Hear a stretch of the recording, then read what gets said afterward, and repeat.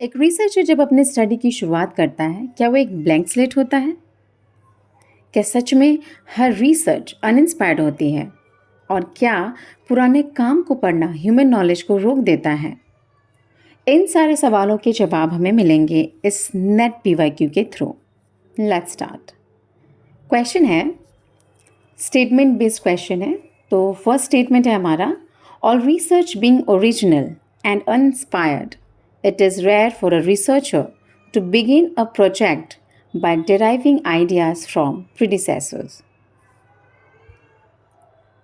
ये स्टेटमेंट कह रहा है कि हर रिसर्च ओरिजिनल होती है और अनइंस्पायर्ड, मतलब रिसर्चर दूसरों के काम से इन्फ्लुएंस नहीं होते और किसी और के आइडिया से अपना रिसर्च स्टार्ट करना बहुत रेयर है।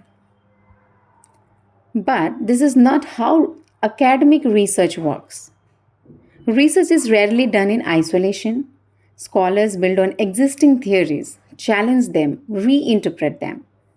जैसे अगर आप मार्क्सिस्ट थ्योरी पर काम कर रहे हैं, रिसर्च कर रहे हैं, तो आप मार्क्स के आइडिया से इंस्पायर होते हैं, उन्हें एक्सपेंड करते हैं और नए कॉन्टेक्स्ट में अप्लाई करते हैं।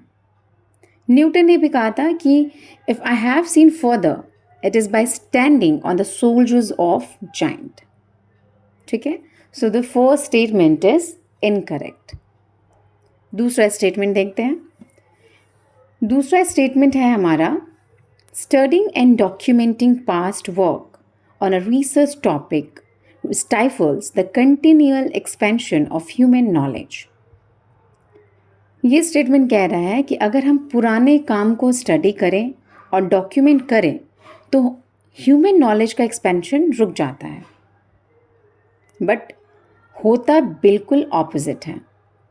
लिटरेचर रिव्यू, आर्काइवल रिसर्च और थियोरेटिकल ग्राउंडिंग, ये सब नॉलेज को डीप इन करते हैं। For example, post colonial theorist ने कॉलोनियल टेक्स्ट को रीड करके नए डायमेंशंस ओपन किए।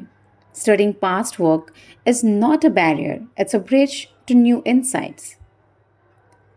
सो स्टेटमेंट 2 इज ऑल्सो इनकरेक्ट। ठीक है, तो हमारा करेक्ट ऑप्शन यहाँ पे हो जाएगा कि both statement first and statement 2 are incorrect. दोनों स्टेटमेंट रिसर्च के एसेंस को मिसअंडरस्टूड करते हैं।